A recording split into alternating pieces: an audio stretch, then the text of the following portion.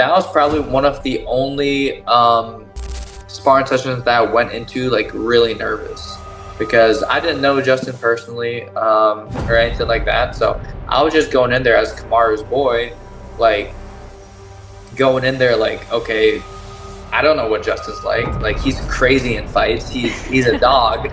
Like is he like that in sparring? Is he just gonna go and try to maul me in sparring? That's that's the mindset I was going in. Like this could be bad.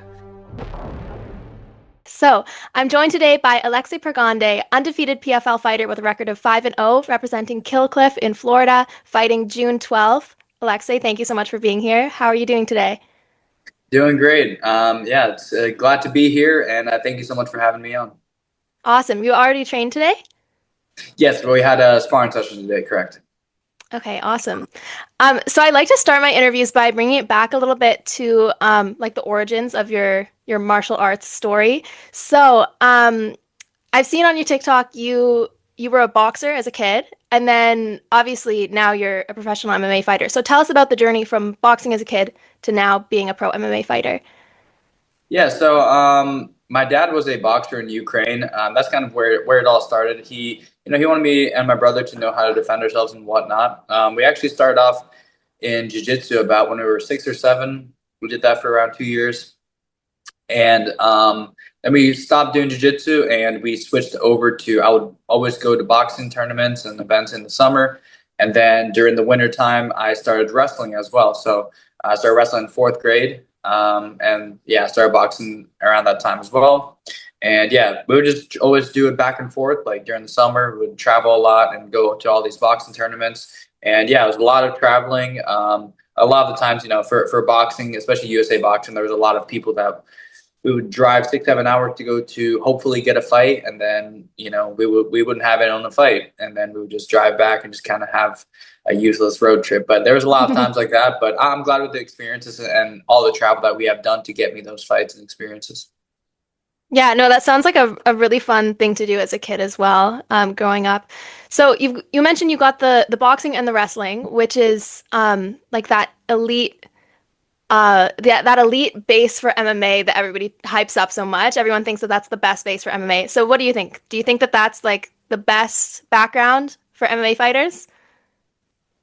I don't know. I definitely think kicking is a big important aspect too. I would probably say kickboxing and wrestling would probably be two of the best bases. And then obviously you got to have your jiu-jitsu as well. So it's hard to like just do two. You can't. I mean, yeah, as a base, I think like wrestling is great because of the mentality and all that stuff. But it really feels like you can't just have two. For MMA, it's such a complete sport that if you're bad at one thing, the higher level you get, you're eventually going to get exposed on that one bad thing because you fight so many different people with so many different styles, and yeah, eventually you got to have everything locked in and have at least good defense for one or two martial arts. Yeah, no, that makes sense. So did you grow up thinking you wanted to be a boxer? How did becoming an MMA fighter come about? Yes, 100%. When I was, yeah, all the way up until 16 years old, I kind of shifted in my career path. Um, I was, yeah, no, there was everyone around me and my brother, like everyone around us knew that our goal was to be professional boxers. I mean, I didn't have 88 amateur boxing matches for no reason. Getting hit in the head so much, even as a kid, like it's a lot. And that yeah, that was our goal. I grew up training in the same gym as Caleb Plant too. When he was 18, like it's still amateur. He was still fighting the Golden Gloves and whatnot. And yeah, I grew up in that same gym in Nashville. And yeah, I grew up like only having my vision set on boxing. And going pro in boxing as soon as I turned 18 and all that. But then I don't know. I really loved wrestling. Like I fell in love in the sport of wrestling. I really loved it. Like first off, like I was homeschooled, so whenever I would go to, I wrestled for a high school and middle school, like throughout my years, and I really like I love the team aspect of it, and I had all these kids around pushing me and getting me better. And for me, that was just like a big pull and I was always driving my way towards like communication and communicating with these kids and whatnot. And I just loved wrestling as well. I was pretty decent at wrestling. And yeah, so I at 16 years old, I was like, you know what? I kind of stopped enjoying boxing as well because I feel like I wasn't given my 100% to boxing. A lot of things, are wrong with boxing. It's a very corrupt sport. I'm my dad's Ukrainian, my mom is Russian, and it would get to the point where my dad didn't even want to coach me in the corner in Russian because we thought they would be discriminated against, and the judges would go against us. So it got to that like toxic point where I didn't want to be. I didn't want to be, begging for the judges for them to give me a win. Just and it doesn't matter, like they can just write whatever they want and they move on with their day. They got 100 different boxing matches to go. And so yeah, I shifted my career from boxing to MMA. I decided 100% at 16 years old. I joined Nashville MMA. And yeah, I started kicking, and kicking was definitely a rough experience. It was hard to get established in my kicking game because I just didn't know how to defend it. My kicks weren't as conditioned, my legs weren't as conditioned. But yeah, that was definitely the roughest patch for me, I would say, is the kicking. That's so interesting. So I did want to ask a little bit. You had a brief stint of being an actor. You got to act in Right. a movie, and you got to like put on the character of being a boxer. Yeah. So tell us about that and like what that experience was like. Oh, that was awesome. So, again, that comes from Nashville. The gym owner where me and Caleb used to train, Nashville Boxing Resource Center, Christy Halbert. She now does like a bunch of very cool directions. She's a director for a lot of movies. And yeah, she was also like my coach growing up in boxing. And yeah, she's an amazing person. And they were just looking, for a USSR boxer, someone to play that role. And, there I was. It was like right away, it was just like having that connection, I guess, kind of led to it. But yeah, India was super fun. Going out there, just such a whole different experience. But people are super nice there, I'll tell you that. Like very, very welcoming. It's definitely like when I went from India, like I filmed that whole thing. Great set, great experience. And then when I went back, I had to stop in Germany. And yeah, no, the vibe changed. Like the people are not as nice as in India, I'll tell you that. Oh my gosh, that's so interesting. Do you know if the movie's out yet? Like, where can people watch it? Yeah, Tandu Champion. I believe it was streamed on Hulu. I think it was streamed on Hulu. Yeah, I had a very short scene, but again, it was my first time acting, so it was just me getting knocked out in one of those scenes. Spoiler alert. But yeah, it was fun regardless. Like I liked having that experience to just go out there and do something different, but also same because it's familiar for me, and I love doing the whole acting thing too. I feel like I'm pretty decent at it.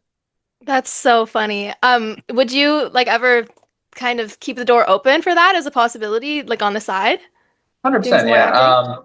Yeah, 100%. Like I would never be down for that. I probably wouldn't be able to like act like an actual actor with like lines and sentences. Don't give me that. I'll definitely screw that up really bad. But any fighting scenes, set me up. I'm there. Fighting scenes, I'll be a stuntman. I'll do all of that.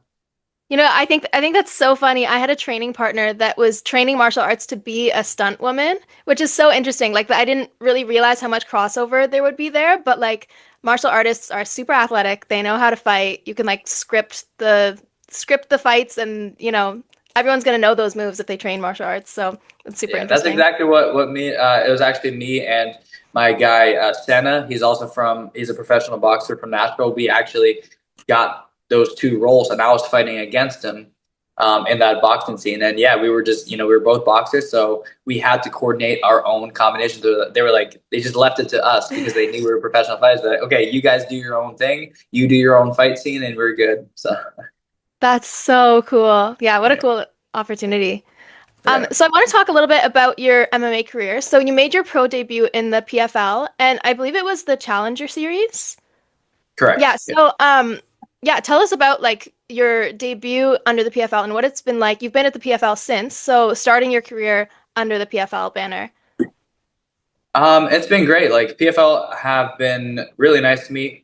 You don't get that kind of opportunity for at least a lot of people don't get an opportunity to fight at such a high level so early on in their career. It's crazy that I have all 5 fights in PFL. Like, that's very, very rare.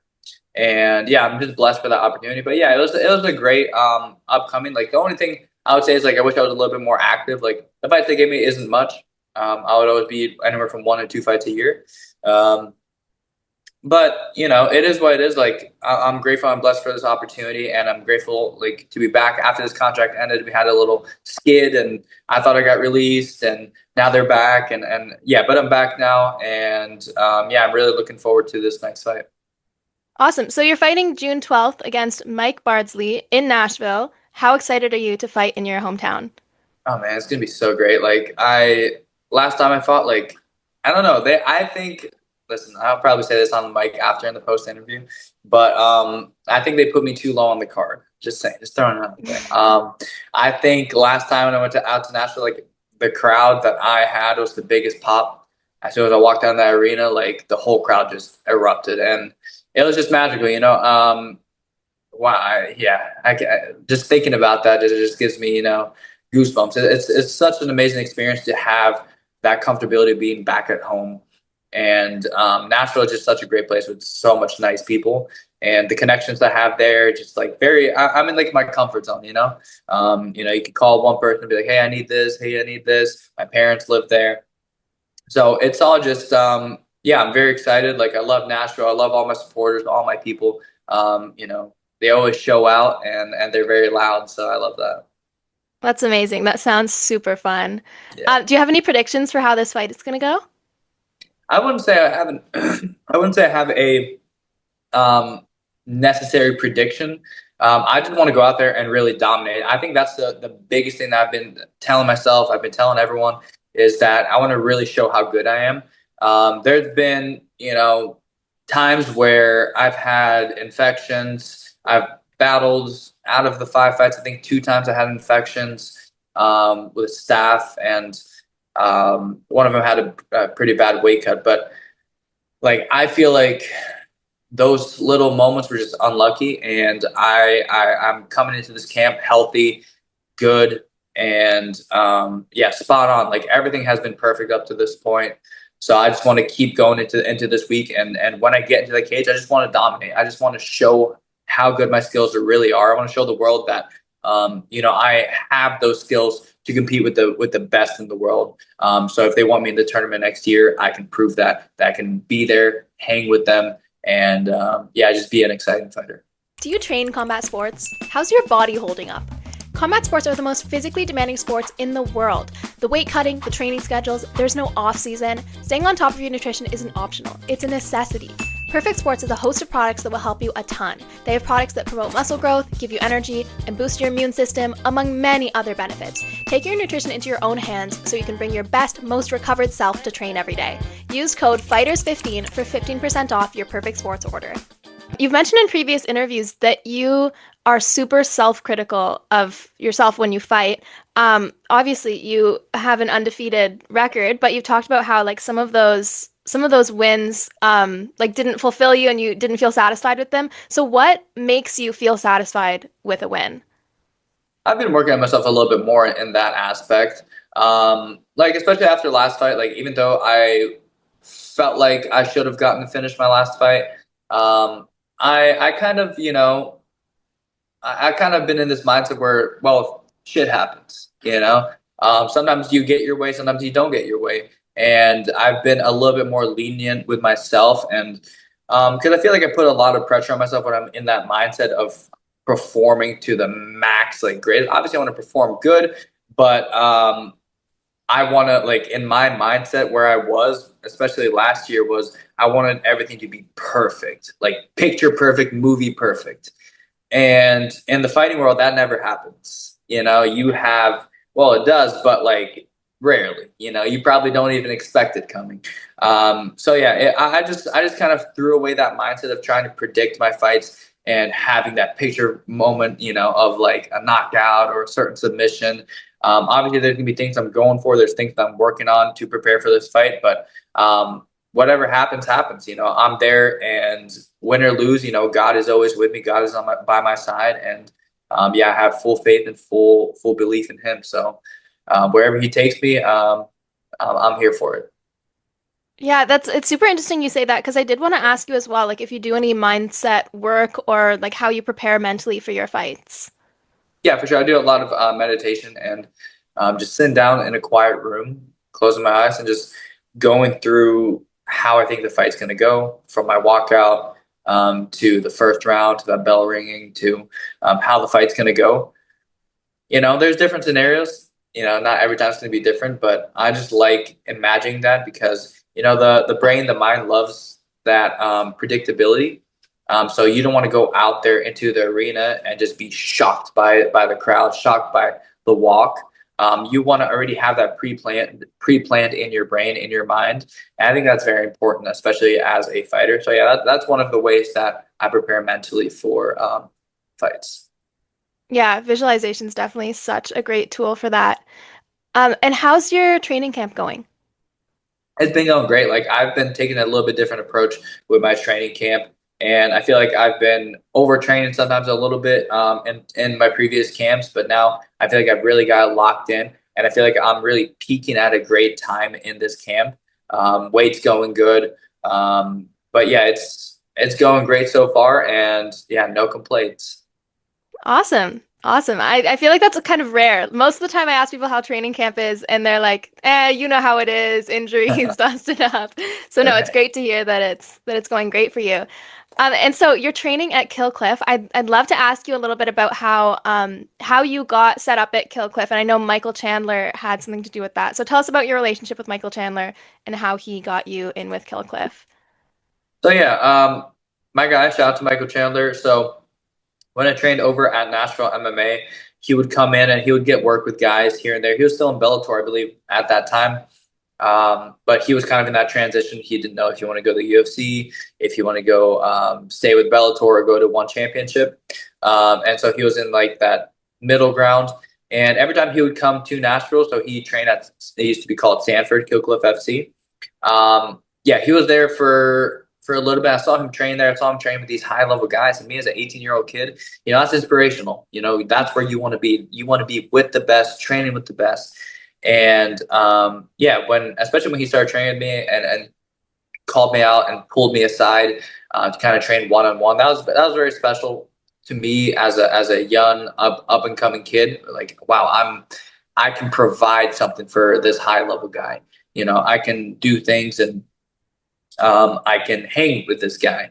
Back then still he would really mess me up in wrestling. I remember, yeah, I thought he was like the strongest guy in the world, and still it's like crazy how much I've grown. Like my mindset going with him back then versus now.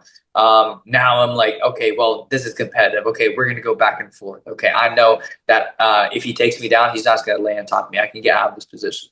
But yeah, growing and I reached out to him one day and I was like, hey man, like I see you're training at Sanford MMA. Like, could you just, put in a word to Henry Hoops for me? Maybe ask if I can come out for a week.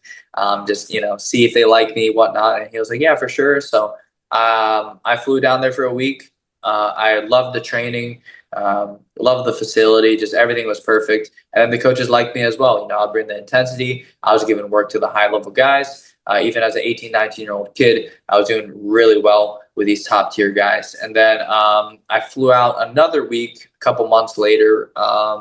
And then after that week, I was like, okay, I'm going to move down.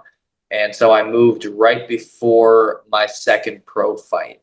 So yeah, I moved down to Sanford MMA. It was still Sanford there. Yeah, right before my second pro fight. It was a pretty rough move. I shouldn't have moved halfway through camp. That was not a smart idea on my part. But no excuse. I still pulled that win off. Wow, yeah. So Michael Chandler must be so proud of you taking you under his wing and then to see like how far you've gone. And you definitely like you're training with some of the highest level fighters in MMA. Just to name a few, Michael Chandler, Justin Gaethje, Kamaru Usman, Ian Gary, like Vicente Luque. The list could go on. I could spend the rest of the interview listing these guys, but it's super cool that you have the opportunity to train with some of these guys regularly. So what's it like training with these high level fighters? It's amazing because of you get to feel where you are at as a fighter, as an athlete, because you want to be obviously the best in the world. And when you're training with some of the best in the world, then you can kind of gauge your level. Okay, where am I at? So I think that's super important to train with these high level guys. And then also like they're all just great people. That was a big thing. Also when I first joined Killcliff, again, I was just a shocked 18-year-old kid. Like, whoa, like that's Gilbert Burns. Whoa, that's Michael Chandler. Like, it was a lot. But then, like, the more I got there, the more I got in with the team. Like, I realized, like, all these guys are just regular people that just kept showing up, that just kept getting better. No matter win or lose, they kept showing back up to the gym, and they just kept training. That's why they are where they are right now, because of consistency, because they never gave up, because they kept pushing forward. Um, and they kept showing back up to the gym. That's the only thing that I feel like makes a difference between regular fighters and then those elite fighters. Is those elite fighters kept showing up and didn't give up on their dreams and kept training. That's it. That's so interesting. When you first started training there, were you like starstruck sparring with some of these guys? Yeah, I mean, yeah. I'm not gonna lie. For a couple of people, I was. But now it's kind of like I'm used to it. The last time I got surprised was when Israel Adesanya came through, like a month or two ago. I was like, whoa, that's Israel Adesanya. I was like, that's crazy. That's crazy. Um, yeah, he's huge. Like that dude's a lot bigger, like in person. Like I thought, I didn't think he was gonna be like that tall. I think his profile is like 6'2" or 6'3" on Topology. He does not look that. He looks at least 6'5". But no, that Damn. dude's huge. But it was like very cool just seeing guys like that pop in, and you're like, wow, like I've been watching this guy for a long time on TV, you know? That's super cool. And I also saw you got the opportunity to be a part of Justin Gaethje's camp and fly out for that. What was that like? That was one of the best trips I have ever been on. Like the hospitality there was amazing for us. Shout out to Kamaru Usman for inviting me out there, and taking care of me. I was staying with him, and he took care of everything. Made sure I was all fed. Made sure that I had a great place to stay. Yeah, it was just awesome. Like going out to Onyx with Trevor Whitman and Justin Gaethje and all that, seeing those Onyx labs, and it was just so cool having that little private training area. The only thing I would say is like it was so hard to breathe there. Like I did not expect that. Like the elevation was crazy. Like the first day I got there, at first I didn't feel it. I was like, okay, I'm gonna adapt. I got there, and then the next day, the next morning, I had to spar with Justin, and I was honestly, that was probably one of the only sparring sessions that I went into like really nervous because I didn't know Justin personally, or anything like that. So I was just going in there as Kamaru's boy, like going in there like, okay, I don't know what Justin's like. Like he's crazy in fights. He's a dog. Like is he like that in sparring? Is he just gonna go and try to maul me in sparring? That's the mindset I was going in. Like this could be bad. And yeah, so the first day I got there, Trevor Whitman, such an amazing guy, such a great, nice guy. Justin as well. His whole team just super welcoming. And yeah, when I started sparring with Justin, like that elevation, like at first I started off, I was like, okay, this is fine. And then the elevation just hit after 2 minutes into the round. I just couldn't breathe anymore. My muscles felt fatigued. That elevation is a little bit different. And yeah, it took me like probably 2 to 3 days to adapt. And then the second sparring session I did with him was a lot better. Um, but yeah, he was so controlled, so technical. He would push the pace, and I would push the pace as well. But it wasn't like, okay, we're going to try to take each other's heads off. It was like, okay, we're going to be controlled, and we're going to give each other really good work and keep it realistic. And yeah, it was amazing. I really loved that whole experience, that whole trip. So yeah, shout out to Kamaru and Justin for that. Wow, that sounds super fun. I'm super glad you got that experience. That sounds super cool. So another question I have about some of these just like elite legends in the sport and being around them all the time is have any of them imparted any wisdom or given you any advice for your own development as a fighter? I mean, yeah, I mean, I probably won't even be able to quote anything. It's just been so much. Paul, I mean, I feel like one of my biggest inspirations is definitely Paul Hughes. Like the way his mindset is and the way his mentality is. I was struggling a little bit with, I would say, like imposter syndrome too. Is kind of what I told him. I was like, when he wanted me out for his camp, I was like, why do you want me? Like, what do I bring to the table? And he gave me that boost of confidence and just saying like, you're a bad motherfucker. You need to do what you need to do. Like you're one of the best in the world, and I want you because how good you really are. And yeah, his mindset is just really, really inspiring. The way he thinks, the way he brings things into reality. Yeah, Paul Hughes is just such a great guy, amazing guy, and obviously one of the best in the world as well. Wow, yeah, that must have felt super special to have kind words from a mentor figure like that. Right. Yeah. Um, so who are your regular training partners nowadays at Killcliff? I mean, they're always different. At Kyoko, there's always someone different, but my favorite definitely would be Christos Giagos. I love Christos. That's my dog, so shout out to Christos. He always brings the intensity. I just love training with him. But yeah, other than that, like Esteban Ribovics is a very good training partner. There's just too many to name. I'm not going to be here listing all day all my teammates, but yeah, whoever come in there and whoever gives me the best work. Like that's what I'm gonna go with. It doesn't really matter to me. Who do you have the most fun rounds with? Esteban is a really fun round. Esteban's definitely a great round. Who else? I think Vincente Luque. We had really good fun rounds today. Um, let's see who else. Kevin Lee. He's fun to go with. He hits really hard, so I think it's like good to be like focused and on point and just know where to go. And then there's one of our up and comers, Russian kid Nikita Kulshin. He fought for LFA a couple times. Very good striker. I love going with him. Um, Obviously, I loved going with Paul Hughes when he would visit. Yeah, that's probably a couple of my favorites. Okay, and do you have any funny training stories? Funny training stories. Oh, you're making me think today. Got my weight cut brain going here. Um, let's see. Any recent ones? No, I can't really think of any recent ones, but recently for some reason I've always been getting hit in the nuts these past 3 weeks. That's something in my fight camp that's not going so well. I don't know why, but in the last like 3 weeks of camp, I've gotten hit hard low like never before. Like I've been wearing a cup and everything, and it's keep getting hit low. Like it just always somehow ends up happening. And it's like the most pain in the world, but. Yeah, other than that, like I can't really remember anything on the spot right now.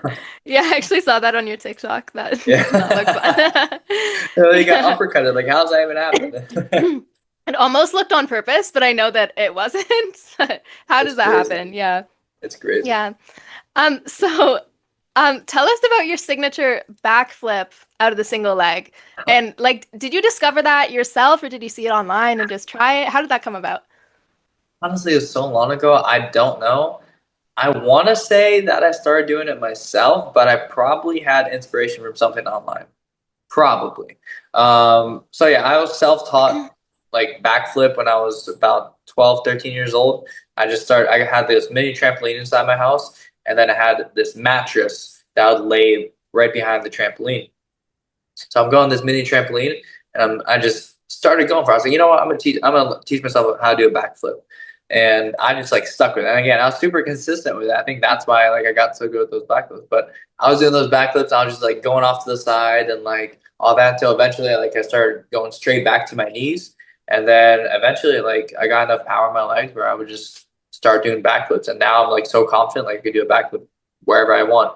But off the single leg, I really don't know where that started, but I think I was just doing it because I'm generally just an explosive, like athletic kind of guy, and those kind of things just I just see them there, I guess. It's just like, okay, well, it's there, so I'm gonna go take it. And so I think I kind of started off with more of like a cartwheel off to the side, and then progressively I was like, okay, what if I just, same thing, I just kept pushing further and further back. And now whenever it's there, like I feel it. It's more of a feel moment where you just go. Um, so yeah, I always feel the hand positioning, the hand placement of where they are on my leg, and yeah, I just feel like it's about the same amount of energy as a sprawl, but just more flashy and it looks cool. So Wow. Well, practicing the backflips in the house, you must have stressed your parents out for real. yeah, that's right. That's pretty crazy. But no, it does look super cool, and I know that people Yeah, love to see it. Um, on your social media as well, which brings me right. to I've been wanting to ask you, how did the social media thing come about? Was it just kind of like you posted a video and all of a sudden you had a following, or did you intentionally go into it to like build up a following and build your brand? I don't think it was intentional. I think it was just more for fun and posting videos. So I back in like 2020, 2021, I was like, okay, I'm never gonna install TikTok ever. Like I was like, okay, like because TikTok back then was also just like dancing and like all this. So it wasn't really educational as it is now. And now everyone's on that platform creating all sorts of different content.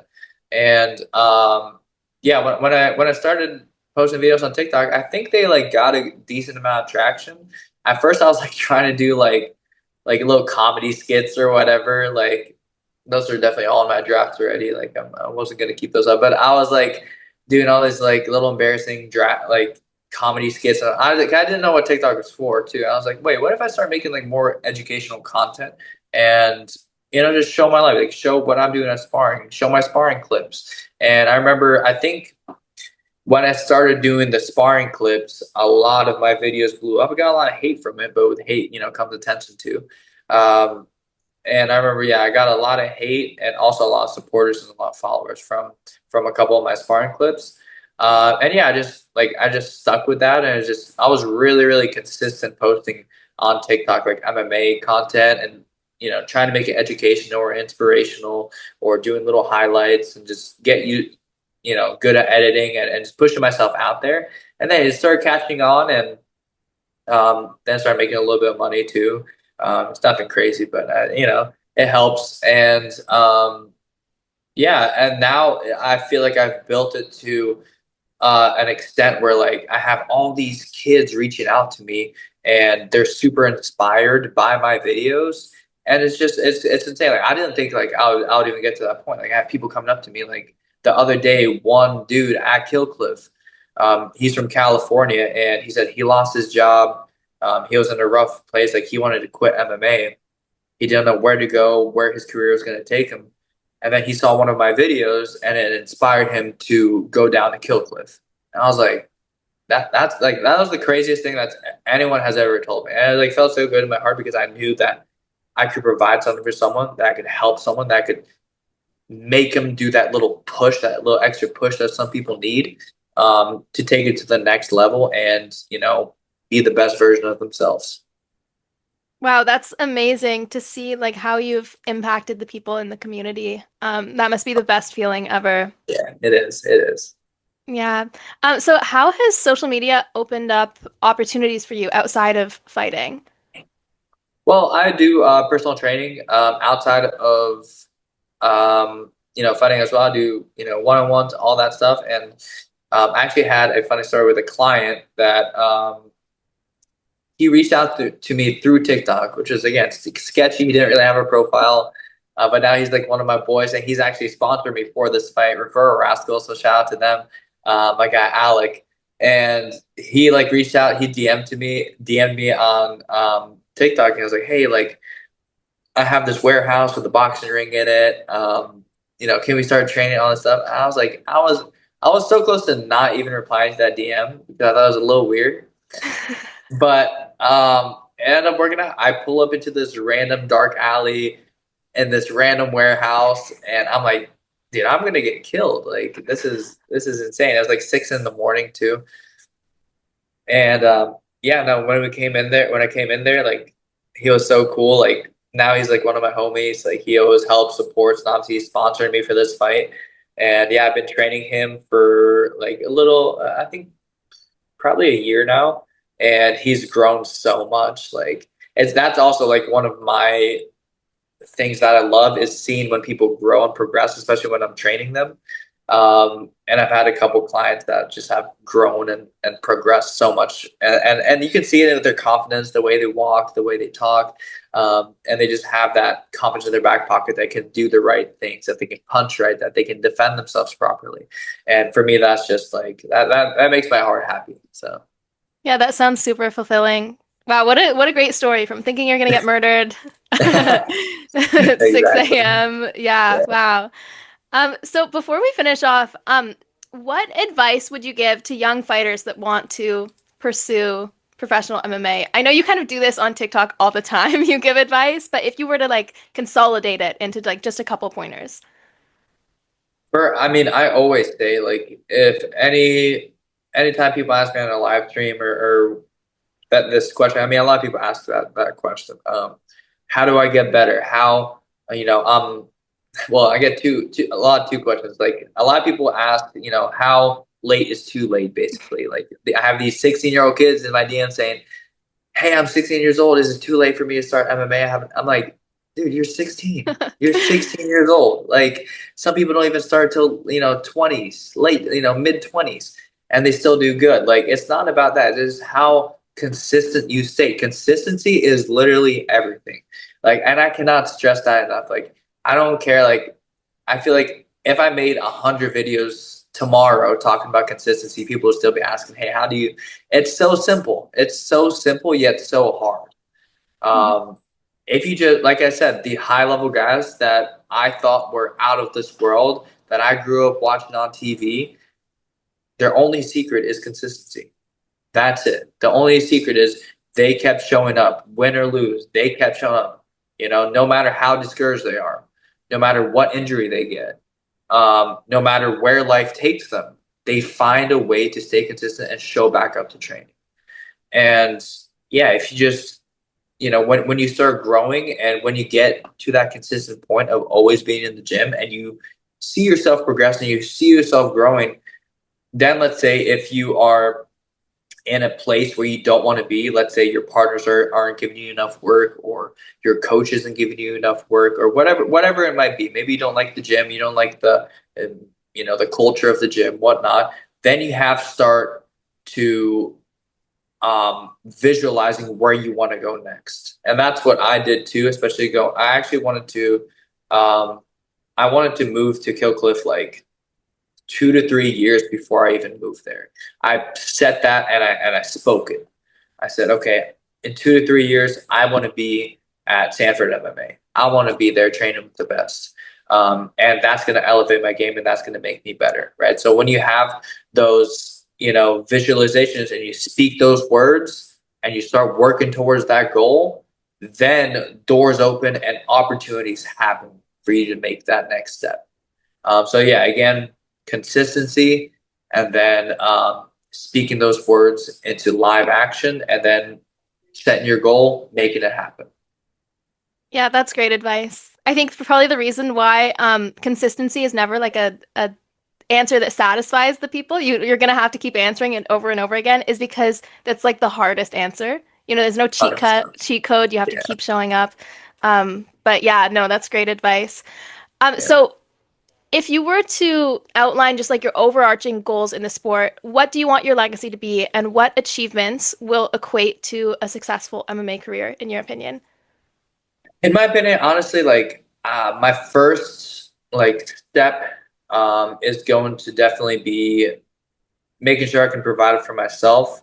I can provide for my fiance. I can provide for my family. I can be able to support myself 100% just with fighting.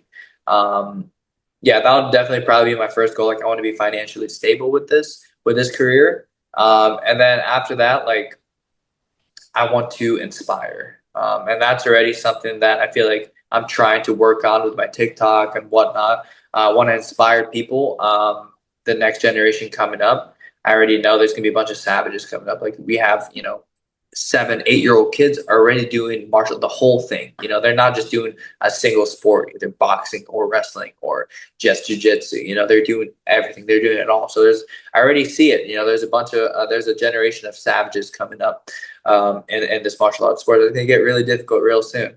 But yeah, I can't wait for that. And I just want to keep inspiring people to train.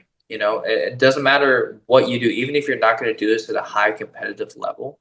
Get into a gym doing jiu-jitsu, get in a gym doing boxing, some sort of self-defense.